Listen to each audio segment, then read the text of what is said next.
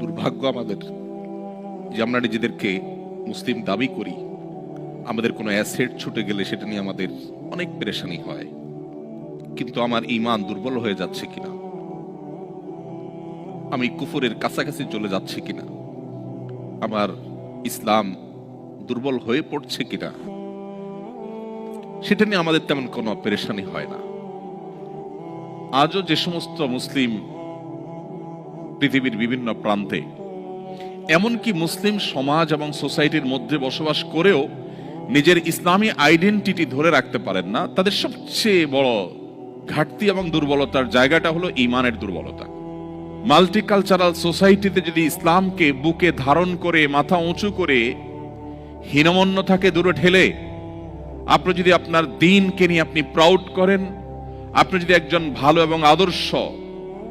মুসলিম হিসেবে নিজেকে আপনি উপস্থাপন করতে পারেন, আপনার ফ্যামিলিকে যদি আপনি গড়ে তুলতে পারেন, সন্দেহাতীতভাবে এটা বহুমুখী চ্যালেঞ্জিং। প্রতিকূল পরিবেশে